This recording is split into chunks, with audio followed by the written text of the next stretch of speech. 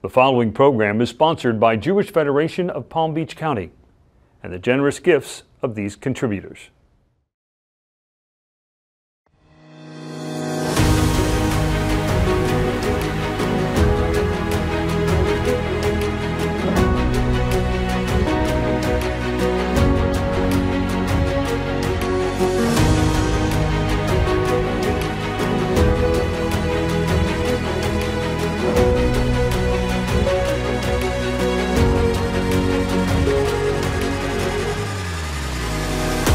Welcome to our 45th season of Mosaic. I'm your host, Susan Schulman-Pertnoy. Mosaic is Jewish Federation of Palm Beach County's weekly news magazine. We're exploring the most critical issues facing Jews here and around the world. With so many different backgrounds and experiences, embracing a Jewish identity is something that can come along when we least expect it. That was the case with today's guest, Sarah Hurwitz. She enjoyed a long career in the political arena before diving into all facets of Judaism and where it fits into modern life. We'll talk to her all about it today on Mosaic.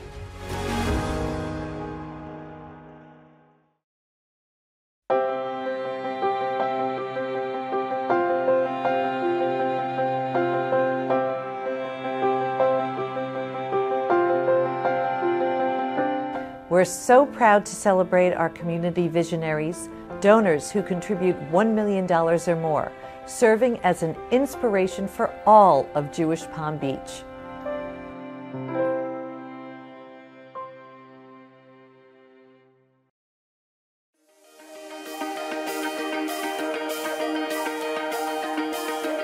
This isn't my grandparents' Palm Beaches. We have seen such a transformation in the last few years, and by all indications, it's still coming ahead, that we actually have to think differently about our capacity and about the services we deliver and about the needs.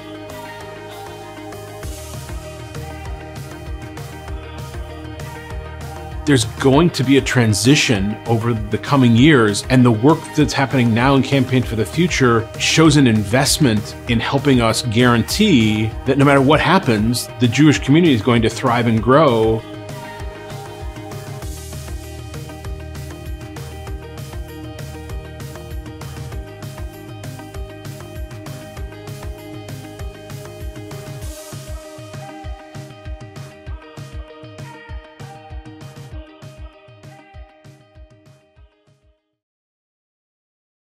Welcome back. Today joining me is author of Here All Along, Finding Meaning, Spirituality, and a Deeper Connection to Life in Judaism, after finally choosing to look there, Sarah Hurwitz. Sarah, welcome to Mosaic. Oh, thank you so much for having me. It's a thrill. I have to tell you, I read the book and I wasn't sure if that was going to be laborious for me. It turned out to be.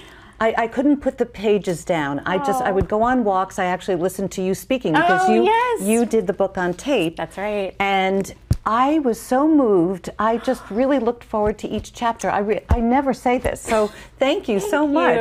That means the world to me. Thank you. Well, it's absolutely true. I recommend this book to everybody. Oh.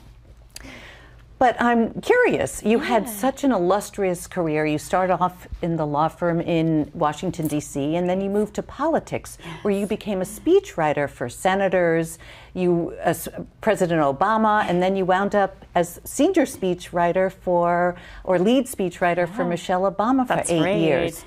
How do you transition from that to writing a book on Judaism and spirituality? I know, it is a very unusual transition. I know at the end of the administration, when I was trying to figure out what I wanted to do next, I asked a political pundit I know for some advice, and I told her, I might want to write a book about Judaism. And she said, no. Your first book should be about politics or speech writing, and then you can write that weird book that no one will ever read. I just thought, like, oh, that's some harsh advice. But the truth is I grew up without a lot of Jewish background, and at the age of 36, through a series of very unlikely events, wound up in an Intro to Judaism class. Well, how did you get there? Well, it was so funny. I was dating this guy, and we broke up, and I had a lot of time on my hands. And I was I was kind of lonely and anxious, and I heard about an Intro to Judaism class at the Washington, D.C. Jewish Community Center, and I really just signed up on a whim. It was like, okay, something to fill a Wednesday night. I was not on some deep journey. It could have been ceramics class. I probably would have taken it. But in that class, I was just blown away by what we learned. And this is like 4,000 years of wisdom about what it means to be human. How to be a good person, how to lead a worthy life, how to find profound spiritual connection. And I just thought, like, where has this been all my life? Wow. So what was your upbringing like from a Jewish perspective? I think it was, in a way, typical of a lot of American Jews in the 80s. It was sort of 2 synagogue services each year, which as a kid, you find kind of boring. Went to Hebrew school, didn't love it. We didn't really have a lot going on other than that. And I think by the time I had my bat mitzvah, I just thought, like, I think that's enough. Like, nothing to see here. I think I'm good. I'm a cultural Jew, right? I'm a Jew by heritage, but this isn't really meaningful to me. And I think what was so stunning returning to it as an adult is you begin to just see the profundity of this tradition. This was so much deeper than anything I saw in the secular world. And I just thought, like, where has this been all my life? Like, where was this? And I decided I wanted to try to write a book sharing what I had learned, and not just an intro kind of nuts and bolts how-to book, but a kind of deeper, like, why to. What is the deepest, most transformative, most inspiring wisdom in this tradition? And that's really what I aim to share with people. Which you do. And how did you reconcile stories in the Torah and relate them to modern day life? It's challenging, right? Because this is such an ancient document. The Torah is 2,500 years old, and all of these commentaries and texts that have come out after it. But when you actually dig into them, you realize, like, human beings haven't changed all that much. Right? It's the same. People are dealing with the same things. They're dealing with grief. They're dealing with complex family relationships. They're dealing with how to run their businesses. It's the same problems. And there is this wisdom that is time-tested for thousands of years that is still just as applicable to modern life. And so once you start kind of engaging with these texts, they do come alive. What did you find in your research that's most inspiring to you? Can you even answer that? So much. But I will say, I think really the core beating heart Jewish idea that I write about in the book is this idea from the Torah that we're all created in the image of God. And whether you believe in God, don't believe, it's okay, right? You don't have to have any particular thoughts on God to understand that this idea means, there's a rabbi named Yitzhak Greenberg who explains it beautifully. He says, this idea means that every single one of us is infinitely worthy.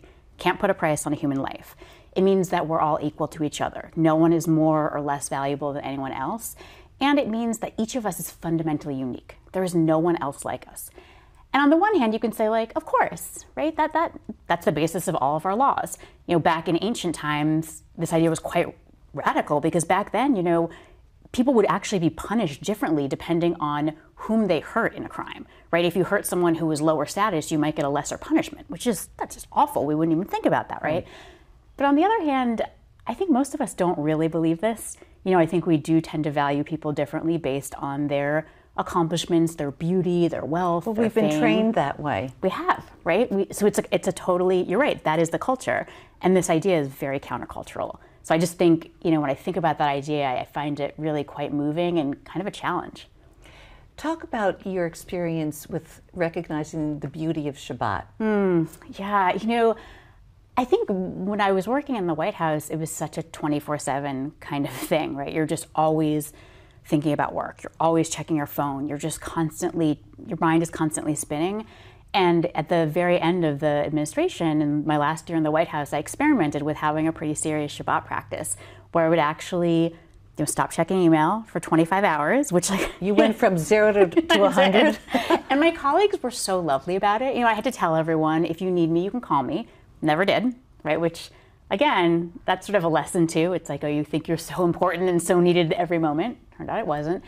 But it really was, it was like just existing in a different kind of space. If you actually kind of follow these rules and you turn off your TV, your computer, all of your appliances, it's just very quiet. And if you spend time with other people who are doing Shabbat very rigorously, like, everyone is so present.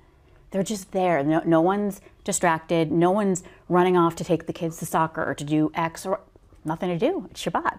And so it's a different kind of quality of time, right? It's a different kind of existence. And I found it to be really, really powerful. So, but how long did you keep that up for? About 3 months. You did? I did. And what ended up happening was it became very challenging for me. And I realized, that was an experiment, and I realized there are so many different ways to do this. Well, that's what the point is. That's what the point is, right? People get themselves all caught up in it's either all or nothing. And I just don't think that's true. I think you can have a really powerful Shabbat practice that's maybe a Friday night dinner with your family, where everyone sits at the table, turn off your phone for 2 hours.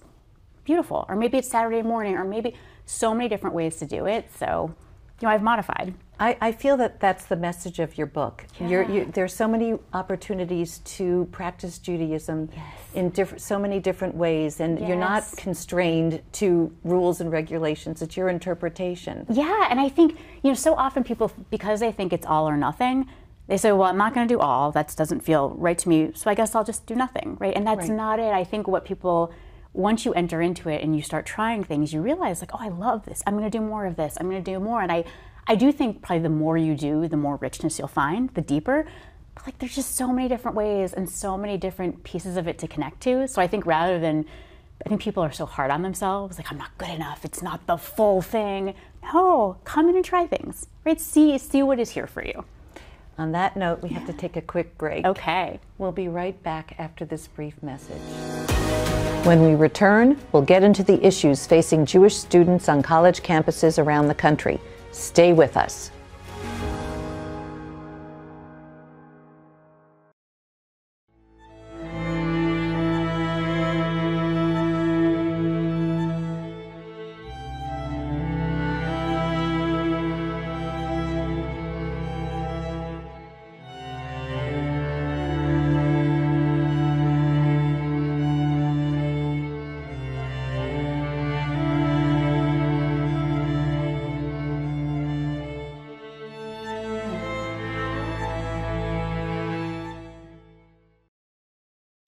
Welcome back. Joining me is author Sarah Hurwitz, and we're talking about her book, Here All Along. Sarah, many of the themes that appear in the Torah really resonate today, such as building of a great nation, people running from persecution. I mean, this is 4,000 years later. What Jewish wisdom and values did you discover in your research that relate to us today? Oh, I love this question. What I think I found was an approach to Jewish law that I thought was so powerful, and I think about a lot. There is this old anti-Semitic lie that Christianity is a religion of love, but Judaism is a religion of law. It's legalistic and nitpicky and all of this. And what I found is actually the precise opposite. The whole point of Jewish law is to really push us to reflect and live out a deep, deep notion of love. So, you might take a law like, let's say you've loaned money to someone who's really struggling. Jewish law tells you that if you happen to see that person coming down the street towards you and they're still struggling and really can't afford to pay you back, you should actually try to walk the other way and try not to run into them. Because if you do run into them, you're going to embarrass them, or you're going to kind of humiliate them. And you could say, well, oh, that's so legalistic and weedy. Or you can understand, it's beautiful, right? This is Jewish law. It doesn't just say, help the poor. Well, what does that mean? All right, I gave $1, I helped the poor. Meaningless. Jewish law is going to say, wait a second, we're going to push you to really tune your vision in to the needs and dignity and humanity of every single person in front of you. So when you have this very kind of specific law, it's training your moral vision, right? It's really getting you to focus in on, to think, okay, what might that person be feeling? How can I put myself in their shoes? It's almost like when you go to the eye doctor and they're kind of tuning your vision more and more crisply. It's not just some blurry category, help the poor. Well, okay, but what about this person before me, right? What do they need? What is help? What will empower them and not humiliate them and allow them to feel seen and valued? And I love that ethic of Jewish law, that real specificity, that kind of narrowing in on each person's dignity, that kind of notion that love is in the details. But you know that by being a friend or a spouse. It's like just saying I love you doesn't mean a lot. When you drive to 5 stores to find the brand of chocolate that your spouse loves, that detail, love you. Right? Yeah. That intimacy of detail, I think, is just a really important thing that Judaism offers us.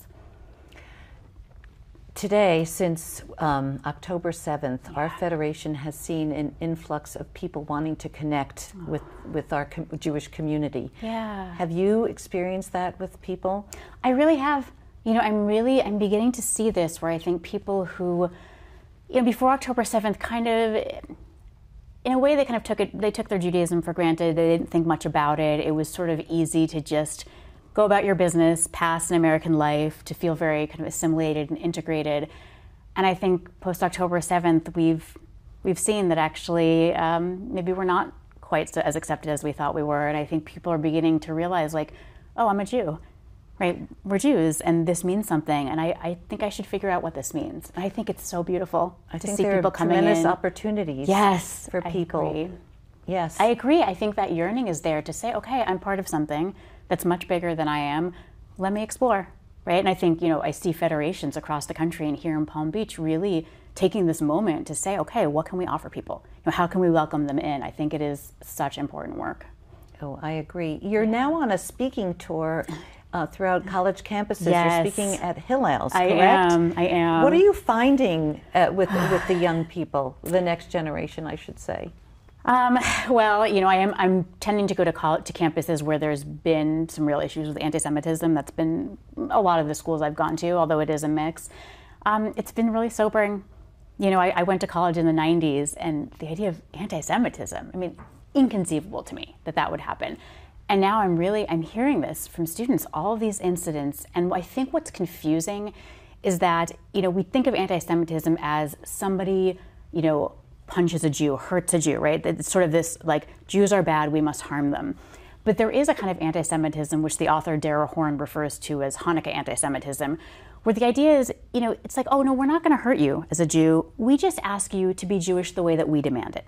We just ask you to get rid of whatever in Jewish civilization we find unappealing, and then you're gonna be okay.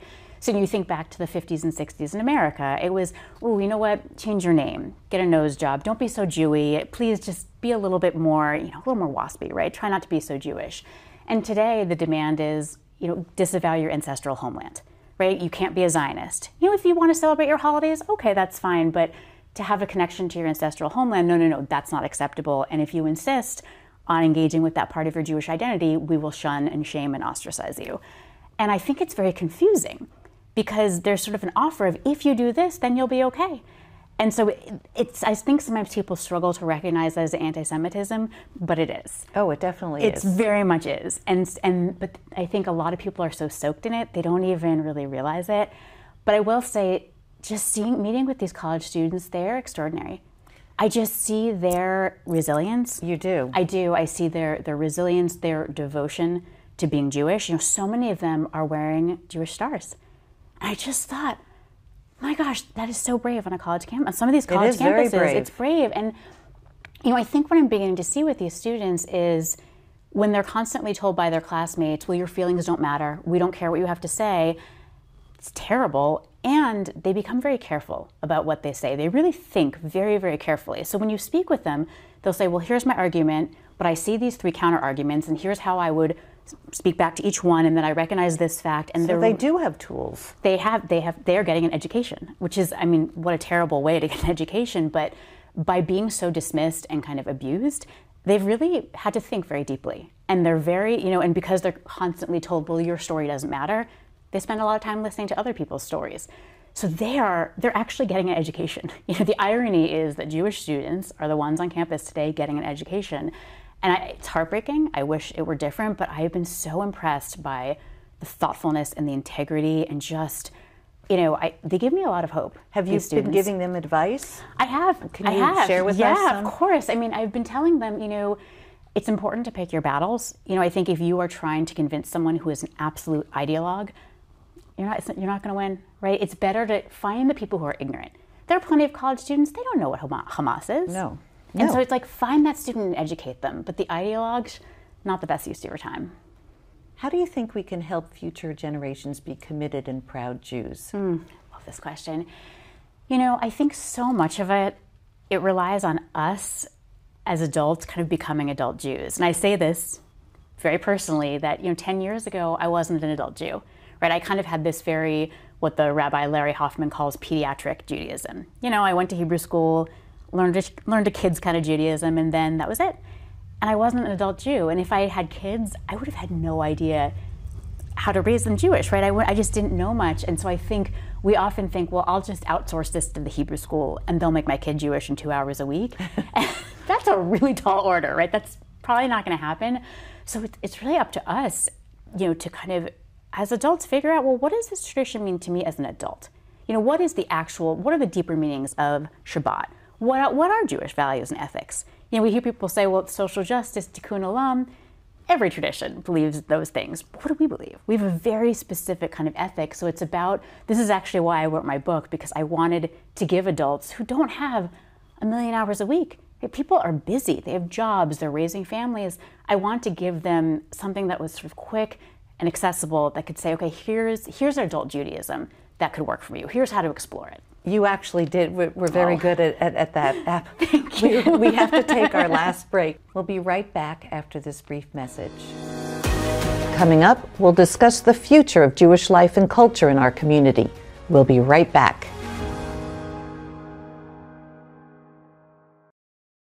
I think we learn from each other all the time. And so by us honoring our elders, we're just giving back to those who've given to us.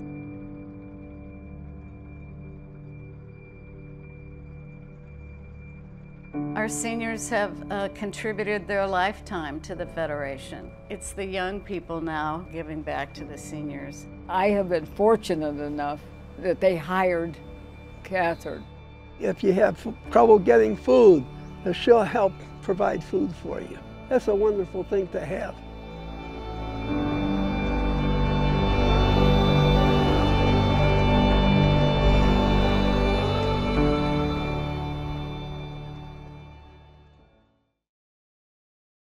We're back talking with Sarah Hurwitz about the next generation.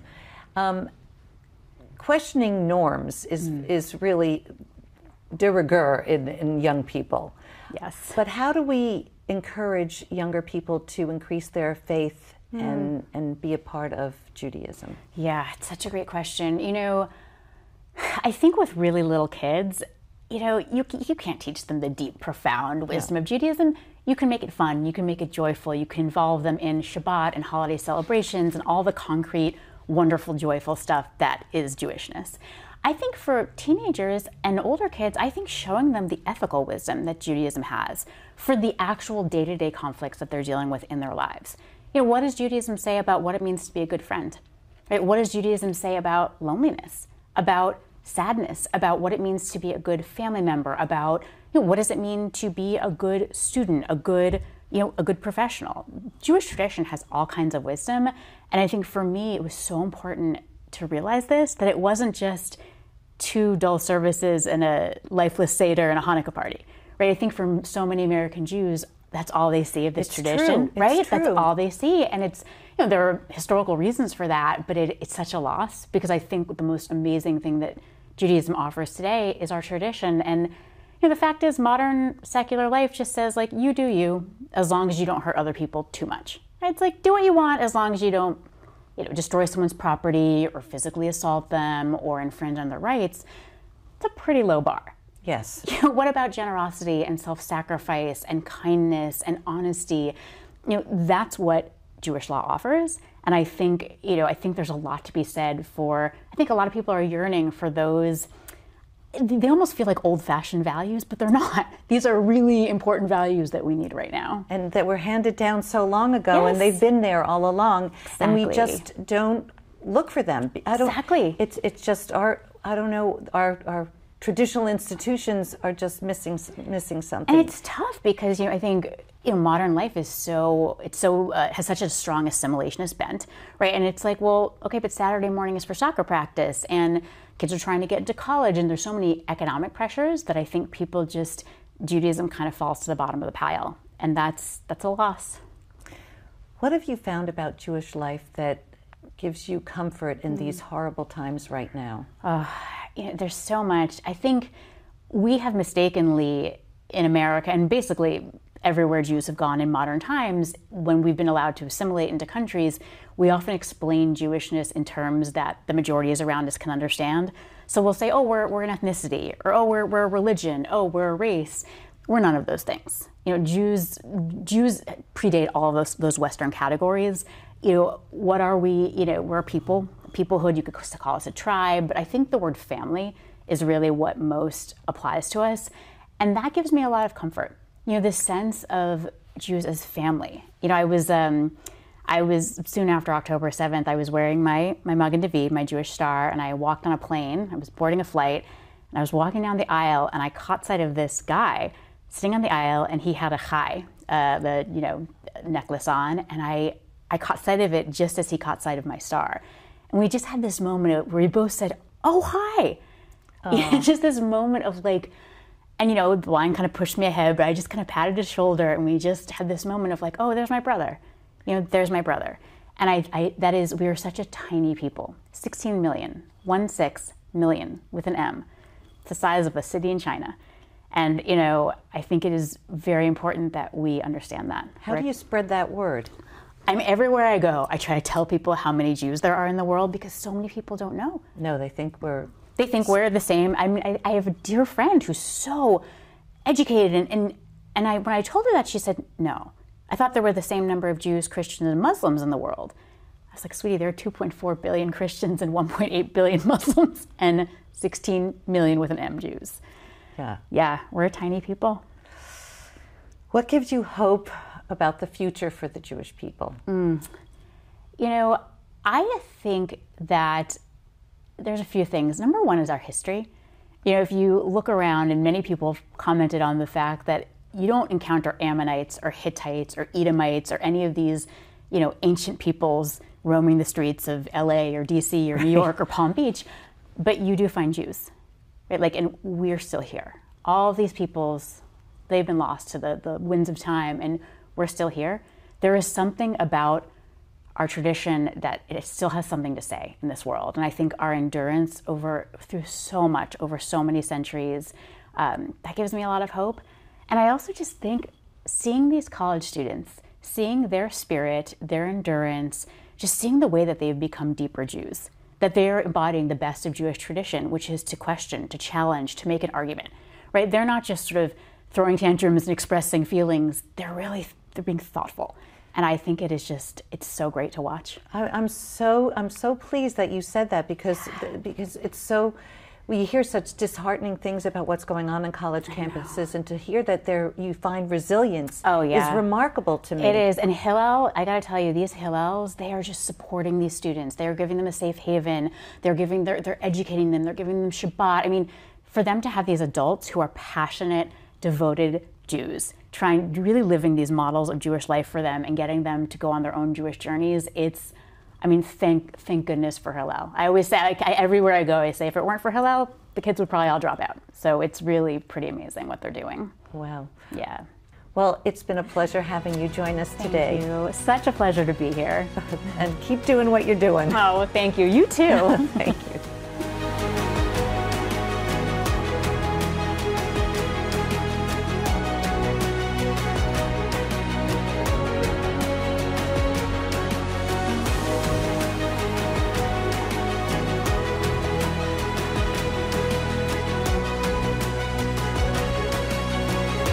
This program is sponsored by Jewish Federation of Palm Beach County.